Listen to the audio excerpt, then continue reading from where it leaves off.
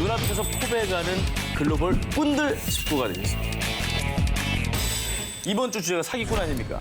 그걸 아는 사람이 오프닝을 사기를 당해요? 제가 이번 주 기사를 취재하면서 네. 야, 이런 낮은 수에도 사람들이 속냐 라고 생각했거든요. 제일 낮은 수였어요. 100% 속겠네 이런 거. 자, 그러면 오늘 저희의 특종을 데스크의 엄중한 기준에 따라 공정하게 심사해 주실 프리한 데스크 소개하겠습니다. 눈 뜨고 있는데 코베가는 좀 세상입니다. 당신의 눈을 속이고 귀를 홀리고 마음을 빼앗는 전 세계 곳곳에 뻗쳐있는 사기꾼들. 과연 여러분들이 이들을 만난다면 어떻게 될까요? 어디 믿을 게 없어서 사기꾼 말을 믿나? 영국에는 스포츠계, 금융계, 그리고 정계까지 농락한 단큰 사기꾼이 있다고 합니다. 영국 축구 하위 리그에 속한 노츠 카운티 팀, 자신을 스위스의 한 기업 컨설턴트로 소개한 러셀 킹이 노츠 카운티 팀을 인수합니다. 실제로 그는 당시 영국의 F투자은행의 주식을 무려 49%가량 보유한 거물 투자자이기도 했는데요. 축구팀을 인수한 러셀 킹은 본격적으로 축구단에 투자를 하기 시작. 축구계의 명장 스벤 예란 에릭손 감독까지 영입했습니다. 와. 이후 러셀 킹의 행보는 거물 투자자답게 거침이 없었습니다. 에릭손 감독에게 2,100조 원이 넘는 광산 개발권을 팔아 축구팀 운영 자금을 조달하겠다. 평양에 같이 가자라고 제안했고요. 그 뒤 2009년 10월에 실제로 그 둘은 평양을 방문해 당시 북한의 고위 정계 인사 최고인민회 김영남 상임위원장까지 만나게 됩니다. 무슨 줄이 있었대. 진짜 간 크다. 그런데 여느 날과 다름없이 구단의 연습을 감독하고 있던 에릭손은 수상한 종이를 발견합니다. Milk bill has not been paid. The milk bill? Yes, you know they have milk. 야, 정말 이거 실화냐 했겠다. 어? 이거 실화냐? 여기서 짐작을 하셨겠지만 예. 러셀 킹이 그동안 한 말은 모두 다 어. 새빨간 거짓! 자, 그런데 어디까지가 거짓이냐? 그가 F은행 지분이 무려 49%나 있는 건 사실입니다. 그건 사실이야. 네. 근데 이걸 어떻게 받았냐? 자신이 아라비아 반도 바레인 왕국의 왕자와 친분이 있고 1조 원이 넘는 왕실 자금을 관리하고 있다고 F은행을 속여서 받아낸 거였습니다. F은행도 참 답답하다. 아. 그리고 노츠 카운티 축구팀을 인수한 후에는 에릭손 감독의 명성을 이용하기 위해 달콤한 악마의 혀로 꼬드긴 거였습니다. 게다가 다른 나라와 교류가 적은 북한의 환경을 이용해 휴지 조각에 불과한 가짜 주식으로 정계 인사들까지 모조리 속였고요. 결론은 이 스포츠계와 정계와 금융계와 이 모든 업계에 있는 인사들을 다 속인 거죠. 하지만 이 엄청난 사기꾼도 할 말은 있나 봅니다. 아, 억울해요. 난 어떤 이득도 보지 않았어요. 단지 컨설팅을 한 것뿐이라니까요. 라면서 끝까지 혐의를 부인했다고 합니다. 눈앞에서 코베가는 글로벌 꾼들 19, 6위 공개합니다.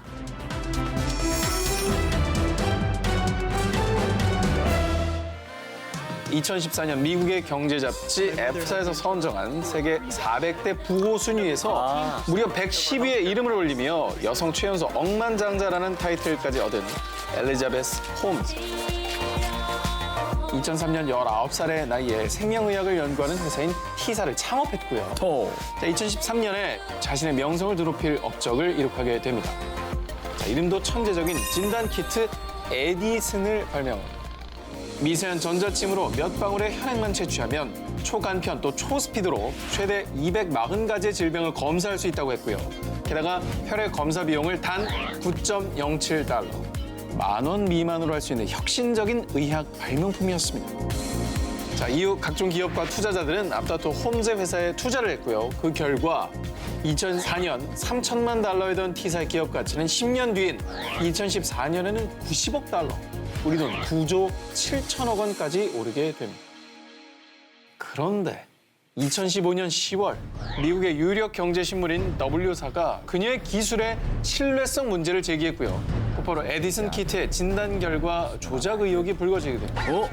자, 미국 보건의료관리청인 CMS는 그녀의 연구소를 조사. 결국 키트를 통한 수백 종의 혈액 검사 중 단 15개만이 자체 기술이며 그 외의 검사는 타사 기기를 이용한 것을 밝혀내고 맙니다. 몇 개 없는 거네, 그럼 기술이. 그렇지. 결국 그녀의 기술을 대서특필했던 경제 잡지 F사에서 사과문도 올렸고요.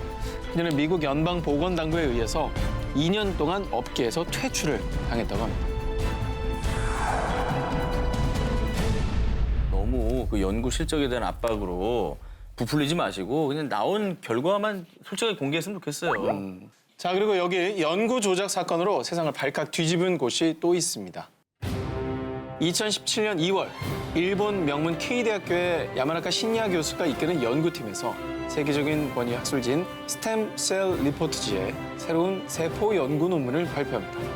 자, 논문 내용은요. 2003년도에 야마나카 신야 교수의 연구팀에서 개발한 유도 만능 줄기 세포를 베이스로 뇌에 유입되는 유해 물질을 막을 수 있는 뇌혈관 세포를 만들었다는 내용입니다. 자, 이는 알츠하이머, 파킨슨병 등 뇌혈관계 질환을 치료할 수 있는 희망의 신호탄이나 마찬가지였습니다. 좋은데요?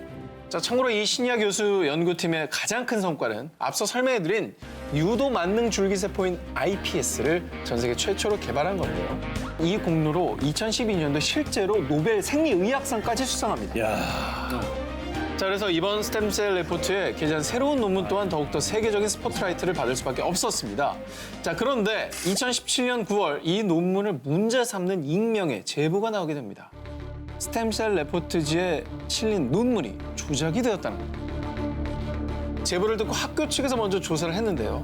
팀의 조교수인 야마미츠 고에이가 특정 데이터를 논문에 유리한 방향으로 조작한 것이 밝혀졌습니다. 논문에서 제일 하지 말아야 될 게 데이터 조작이에요. 네. 그동안 일본 정부는 신야 교수의 연구팀에 약 10년 동안 우리 돈 1조 560억 원을 투입해왔기 때문에 여론과 언론의 문매를 받을 수밖에 없었습니다. 결국 2018년 1월 연구소 소장인 신야 교수는 데이터 관리 부실에 대해 깊은 사죄의 뜻을 밝혔습니다. 心よりお詫び申し上げます。 눈앞에서 고백하는 글로벌 꾼들 19 이번에 4위 공개합니다. 프랑스판 공이 김선달의 최후. 체코 출신의 빅토르 루스티그.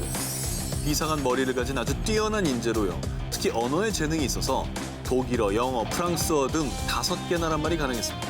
하지만 그 좋은 머리를 남을 속이는 데만 썼는데요. 이미 그는 20대에 미국에서 숱한 도박부터 위조 지폐로 땅을 구입하는 대담한 사기 범죄까지 벌였다고 합니다. 대박이다. 자, 그런데 그가 35세가 되던 해인 1925년 루스티그는 프랑스 파리로 향합니다. 슬슬 고철 사업이나 해볼까? 저 얘기 들은 것 같은데 에펠탑 가지고 무슨 사기를 치는 거죠? 맞습니다. 그죠? 저거를 뭐 팔겠다 이런 거 아니에요? 평소에 오 기자가 하듯이 김세계 하는 발언을 전 기자가 하셨네요, 이거는. 아는 건 안다고 해서 맨날 난 모르는 컨셉이야? 나도 아는 건 알아요. 근데 이렇게 되면 있잖아요. 네. 그동안 몰랐던 게 다 진짜 모르는 게 돼요. 진짜 모르는 거 맞아요. 아, 그래요? 네, 저는 뭐 거짓말 안 해. 어서 들은 것 같아요. 에펠탑 팔아먹는다는 거. 정확합니다. 맞죠? 좀 더 설명을 해드리겠습니다. 자, 그렇게 대사기극을 시작한 그 며칠 뒤 파리에서 고철업계에 종사하는 몇몇 사람들은 정부에서 보낸 편지 한 통을 받게 됩니다. 그 편지는 바로 에펠탑 입찰 안내서. 보낸 주인공은 루스티그였습니다. 그리고 루스티그는 자신을 정부에 소속된 차관이라고 소개했고요. 고철업계 간부들과 만남까지 갔습니다. 그리고 그중에 왠지 어리숙해 보이는 고철업계 간부 앙드레 푸아송을 범행 대상으로 찍습니다. 축하합니다. 에펠탑 사업권이 낙찰됐으니 이번 주까지 1차 대금 25만 프랑을 보내시기 바랍니다. 정말 손쉽게 돈 한 푼 안 들이고 고철업자를 속인 그는 선지급금인 25만 프랑 1억 5천 상당을 챙기게 됩니다. 그러나 결국 1934년 미국 맨해튼에서 체포가 되고 맙니다. 하지만 황당하게도 그가 잡힌 이유는 에펠탑 매매 사건이 아닌 바로 그의 단골 사기 범죄인 위조 지폐 때문이었습니다. 자기도 황당했겠네요. 참 에펠탑 때문에 잡혔으면 아유 결국 잡혔구나 했겠는데 늘 하던 거. 그러니까. 늘 하던 거 잘못해가지고. 그게 걸렸네. 고마하게 끝났네요. 자, 눈앞에서 고백하는 글로벌 꾼들 19 이번엔 3위로 가겠습니다. 이건 설마 오겠지. 5야 5. 그럼 5가 우리 2, 3을 할 거야. 1, 2위에서 마지막에 멋지게 합시다. 3주 연속 한번 해보죠.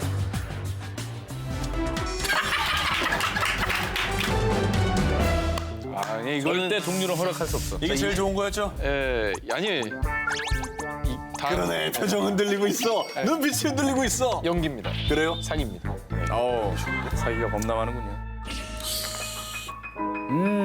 이 향긋한 꽃 냄새가 코스까지 스며드는 거야. 역시 닥터 콘티 와인은 정말 최고야. 2004년부터 2012년까지 소위 와인 맛 좀 안다라는 억만장자들과 와인 평론가들에게 위조 와인을 판매, 약 14억 원의 이익을 챙긴 희대의 사기꾼이 있었습니다. 그의 이름은 루디 쿠니아완으로요. 수년간 와인업계의 VIP로 군림했습니다. 그런데 사실 그의 본명은 제누안 황으로요. 불법 체류자 신세였습니다. 자, 먼저 그는 자동차, 정장, 시계까지 최고급 명품으로 칭칭 휘감고 상류층 와인 시음회에 드나들며 친구들을 만들었고요. 이 와인 경매장을 찾아다닌 뒤 명품 와인을 싹쓸이하며 와인 경매계 VIP로 떠올랐는데요. 와인 컬렉터로 명성을 쌓은 그는 자 이제 본격적으로 사기극을 펼치기 시작합니다. 나 못 믿어? 로만의 공티 박사야. 라며 저금 와인을 한 명에 수천만 원을 호가하는 최고급 빈티지 와인으로 위조해서 판매를 하기 시작한 겁니다. 자기 그 명성이 있으니까. 네, 자기 이름을 걸고 이게 판매를 하니까 믿을 수밖에 없었던 거죠. 자, 얼마나 정교하게 위조를 했던지 소위 난다, 긴다 하는 와인 전문가들이 모두 속아 넘어갔다는데요. 자, 그런데 FBI가 그의 집을 급습했을 때 정말로 황당 그 자체였다는데요. 자, 보십시오. 저렇게 뭐야? 보시면 뭐야 저게? 자, 저 이렇게 저렴한 와인병들이 수두룩하게 저 물 안에 담겨져 있었습니다. 라벨을 물에 불려가지고 제거를 했다는 거예요. 아, 그 싸구려 와인에 그 라벨을 떼어서 거기다 다시 붙이려고. 요새 정말- 스프레이 뿌리면 잘 떼지는 거 있는데. 그냥 물에 불린 거예요, 그냥 이렇게. 전통잘 만들고. 자, 그런데 더 놀라운 건요. 이 사기극을 밝혀낸 게 와인 전문가들이 아니었습니다. 그들은 오히려 그의 가짜 와인을 맛보고 최고의 와인이라 치켜세우며 입소문을 또 냈다고 하고요. 창피하다 진짜. 특히나 세계적인 와인 경매인 존 카퍼는 닥터 콩티의 와인에 기초한 시음 노트까지 출판을 하면서 본의 아니게 위조 와인의 권위와 또 신뢰를 더해준 꼴이 되었습니다. 아, 그럼 이게 어떻게 밝혀진 거예요? 궁금하시죠? 네네. 한 판매상이 이 병에 보이는 제조 연도와 라벨에 찍힌 날짜가 다른 걸 발견한 겁니다. 결국 닥터 콩티는 2012년도에 위조 와인 사기로 체포, 결국 10년 징역형을 선고받습니다. 자, 오늘은 정말 눈앞에서 코베일지도 모르는 글로벌 대도들이 벌인 희대 사기극을 들려드리고 있습니다. 자, 그러면 1위 특종 후보를 만나보겠습니다. 먼저 헤드라인부터 공개하죠. 20세기 최대 금광 사기 스캔들. 명품 브랜드 빈센트 앤 코의 진실. 눈앞에서 코베가는 글로벌 꾼들 19, 저의 특종 먼저 공개합니다. 파이팅. 1995년 10월 캐나다의 한 광산 회사인 브렉스사에서 20세기 최대의 금맥을 발견했다고 발표합니다. 금맥이 위치한 곳은 인도네시아 보르네오 섬의 밀림지대. 그곳에는 약 5,600톤, 7,600억 원가량의 금이 매장돼 있다고 공개했는데 우와. 이 소식이 언론에 전해지자 이 금맥을 소유한 브렉스사의 투자자들이 앞다투어 달려들었습니다. 덕분에 이 회사의 주가는 1995년 한 주당 10센트에서 최대 200달러까지 치솟았는데요. 그런데 1997년 3월 미국의 광물 회사인 F사에서 충격적인 사실을 발표합니다. 언론에 공개된 금의 매장량, 순도, 금맥의 분포도까지 모두 가짜, 거짓이었던 겁니다. 어떻게 몇 그램도 없어? 정말 몇 그램도 없습니다. 너무한다 진짜. 그들이 어떻게 사기를 쳤냐 하면요. 먼저 광석의 견본을 채취했습니다. 그리고 그 샘플에 진짜 금을 갈아 넣습니다. 이 과정을 통해서 가짜 금광석을 만들어낸 겁니다. 이 사실이 밝혀지자 브렉스사의 주가는 대폭락, 결국 파산에 이르렀고요. 골드러시를 꿈꾼 캐나다와 미국의 투자사들은 수십조 원대의 손실을 보게 됩니다.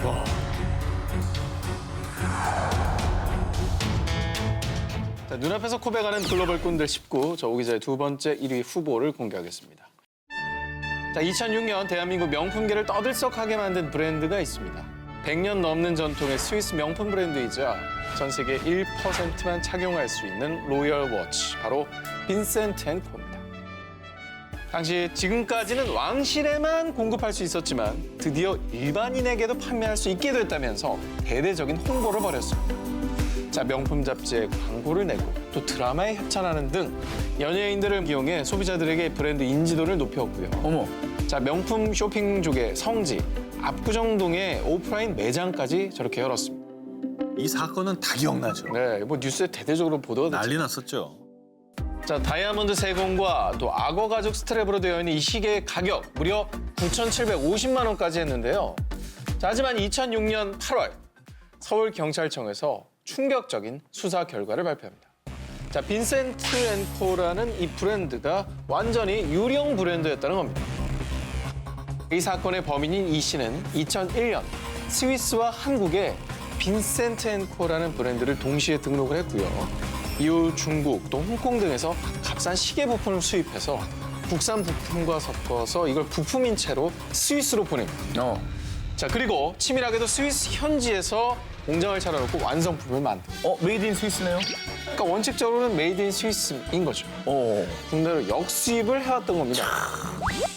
자, 그런데 이 씨의 교묘한 사기 행각은 한 고객의 신고로 들통이 나게 됩니다. 이 씨는 청담동의 유명 카페를 빌려서 브랜드 런칭 파티를 열었는데 이상하게 스위스 본사 직원들이 안 보였던 겁니다. 이를 이상하게 여긴 고객이 스위스에 있는 지인을 통해서 확인 요청을 하면서 결국에는 유령 회사인이 들통나버린 겁니다. 당시 경찰 조사 결과 500만 원을 호가하던 시계는 원가가 어느 정도였느냐? 8만 원, 보통 20만 원에 불과했지만 피해 금액은 무려 4억 4천여만 원. 게다가 대리점을 내주겠다며 약 15억 원을 가로채기도 했다고 합니다. 자, 그러면 오늘의 프리한 데스크, 오늘 김복준 교수님을 연결해서 1위 어떤 기사인지 확인해 보도록 하겠습니다. 안녕하세요. 예, 안녕하십니까. 반갑습니다. 안녕하세요. 오늘 뭐 기사들 총평을 좀 해주시죠. 피해 액수라든지 피해자의 숫자 뭐 이런 거는 배제하고요. 사기 수법의 능란성, 그다음에 이제 준비성을 기준으로 해서 순위를 좀 선정했습니다. 1위 기사 발표해주세요. 상당히 고민을 많이 했는데 저는 다음 주 봄이 왔네요. 저희 스튜디오에 꽃이 많이 폈어요. 따뜻한 봄 특종 심쿵 설레게 할 꽃 천국만 모아봤습니다. 우리 산책할까요? 상당히 고민을 많이 했는데 저는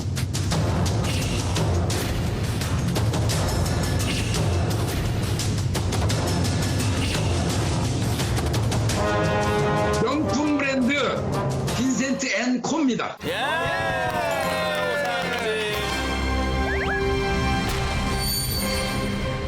유명 연예인 등이 가지고 있는 그런 사회의 신뢰도를 이용해서 다른 타인들이 의심하지 않도록 그 심리를 교묘하게 이용한 그 사건을 1위로 뽑았습니다.